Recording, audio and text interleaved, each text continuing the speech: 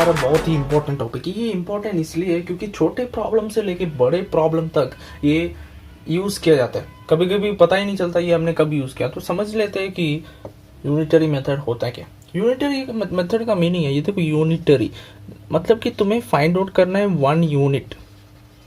ठीक है, पहले तुम 1 यूनिट फाइंड आउट करोगे, फिर तुम फाइंड आउट करोगे बाकी जो भी कितना भी पूछा है यूनिट्स के बारे में। अब यूनिट को समझ लेते होता है क्या। एक छोटा सा एग्जांपल लेते हैं।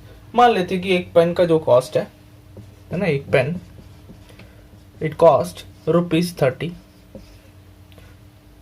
What will be the cost of 3 pens. छोटा सा क्वेश्चन, 1 पेन कॉस्ट ₹30 है, find the cost of 3 pens. तो आप क्या करोगे, 30 इंटू 3, 1 पेन का कॉस्ट इंटू 3। यहाँ पे हमने देखो पहले से यूनिट 1 का दिया हुआ है।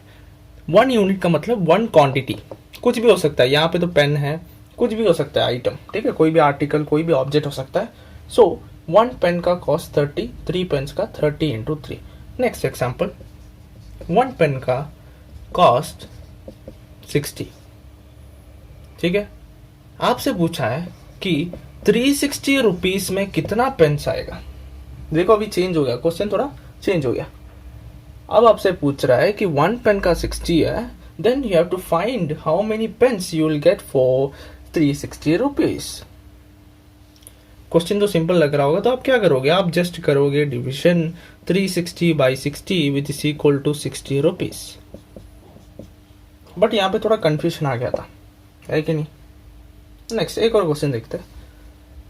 3 पेन्स का कॉस्ट है 120 rupees, find the cost of 5 pens.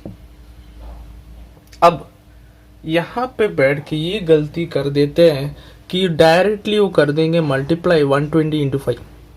ये गलत है जी, क्योंकि यूनिटरी मेथड क्या बोलता है, फाइंड 1 यूनिट। देखो इस क्वेश्चन में 1 यूनिट गिवन था, है ना। इस क्वेश्चन में भी 1 यूनिट का जो भी प्राइस जो भी है कुछ भी गिवन था, बट इसमें 1 पेन का कहाँ है प्राइस, नहीं है ना। 1 पेन का प्राइस गिवन नहीं है, so you need to find cost of 1 pen. 1 pen का कॉस्ट फाइंड आउट कीजिए। तो आप क्या करोगे, इन दोनों को डिवाइड। 3 पेन्स का कॉस्ट है 120, so 1 pen cost will be 120 divided by 3 which is equal to 40 rupees, है ना। अब 40 रुपीज 1 पेन का कॉस्ट है, तो 5 पेन्स का कॉस्ट कितना होगा, 40 into 5 which is equal to 200, है ना जी। बट मैं आपको ये बता देता हूँ कि इतना कंफ्यूजन हटाने के लिए हम डायरेक्टली कर सकते हैं। कोई भी यहाँ पे कोई भी एक मेथड मैं बता देता हूँ, वो सीधा अप्लाई कीजिए, आपका आंसर जो है आ जाएगा। हम वापस इसी क्वेश्चन पे आ जाते हैं। देखिए 1 पेन का कॉस्ट 30 है, 3 पेन्स का कितना है आपको पता होगा, 30 इंटू 3 करना है। बट नॉर्मली सब केसेस में आप यही कर सकते हो कि इसको x मान लो, x रुपीस, ठीक है, जो भी है रुपीस में तो रुपीस में, नहीं तो एक्सपेंस। यहाँ पे जैसे कि यहाँ पे एक्सपेंस मान लो, ठीक है, x ले लो, तुम्हारी मर्जी, x y z जो भी लेना है वेरिएबल ले लो। अब करना क्या है, तुम्हें जस्ट क्रॉस मल्टीप्लाई करना है। क्या करना है, क्रॉस मल्टीप्लाई। सो देखिए 1 इंटू एक्स, उसके बाद जब तुम इसको क्रॉस मल्टीप्लाई करते हो ना, तब इक्वल टू लगा देना, ठीक है। 1 into x equal to 3 into 30, ठीक है जी। अब 1 इंटू एक्स क्या होता है, एक्स ही होता है, एक्स इक्वल टू 3 इंटू 30 करना है आपको। सो कितना आएगा, 90,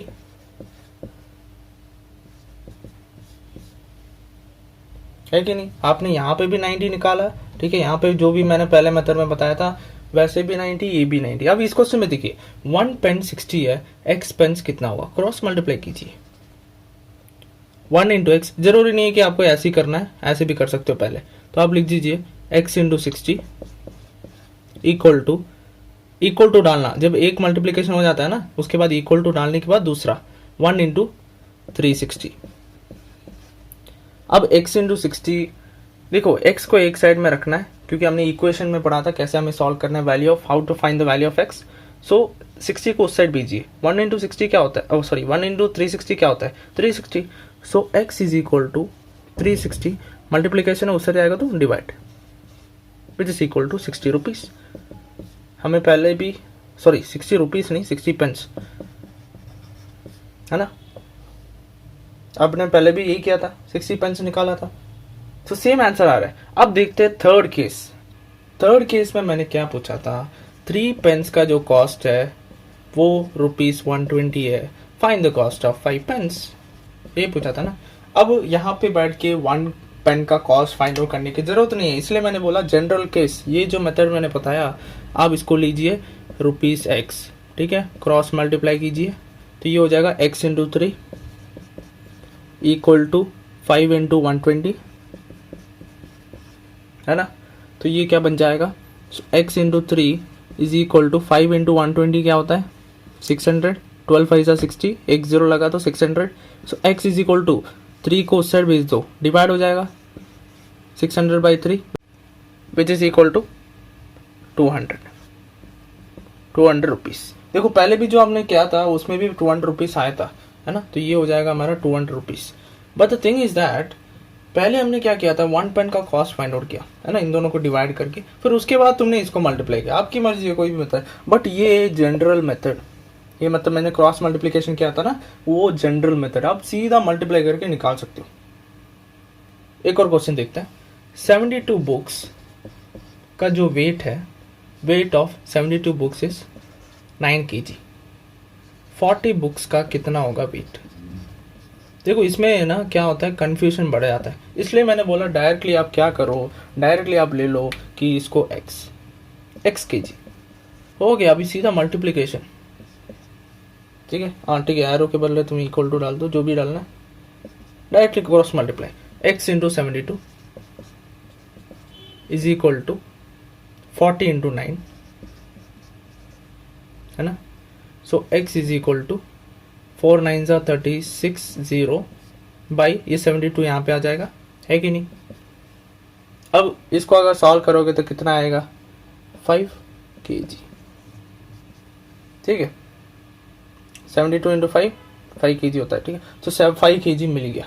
देखो सिंपल सी बात है, अगर आपको फाइंड आउट करना है फिर आप फाइंड आउट करोगे कि 1 kg कितना है, जो भी है, इससे अच्छा क्या है कि ये मेथड क्रॉस मल्टीप्लाई करो, आंसर निकल जाएगा, कोई कंफ्यूजन नहीं होना चाहिए। ओके, एक लास्ट प्रॉब्लम लेके फिनिश कर देते हैं। 4 पेन्स, हर टाइम पेन्स ही ले रहा हूँ, कोई बात नहीं, कॉन्सेप्ट समझना है। कितने पेन्स मिलेंगे आपको 480 रुपीज़ में, 480 रुपीज़ में आपको कितने पेन्स मिलेंगे। तो आपको सीधा क्या करना है, इसको x ले लो, क्रॉस मल्टीप्लाई करो, x इंटू 160, आप x इंटू 160 करो या फिर ये करो, उसमें कोई ये नहीं होता, ठीक है। 4 into 480 is equal to x into 160, ठीक है जी। अब x का वैल्यू चाहिए, इसको इससे लेके आ जाओ, पहले इसको सॉल्व कर लो। 4 0 0, 4 8 32, 4 4 16, 16 प्लस 3 19 डिवाइडेड बाई 160, 0 0 कैंसिल, तो 192 डिवाइड बाई 16, 4 के डर में जाता है, 4 4 16 है, 3 यहाँ पे आ गया 32, सो 4 8 48/4 कितना होता है, 1 2 12। सो क्या होगा, 12 पेन्स आपको मिलेगा 480 रुपीज़ में। ये आपको लग रहा होगा, ऐसे ही देख के बता सकते हो, बट अगर वैल्यू बढ़ जाता है ना तो डिफिकल्टी होती है, इसलिए मैं ऐसा मेथड में समझा रहा हूँ, इसलिए मैंने छोटे छोटे वैल्यूज लेके समझाया, ठीक है, आपको अच्छी तरह समझ में आ जाए।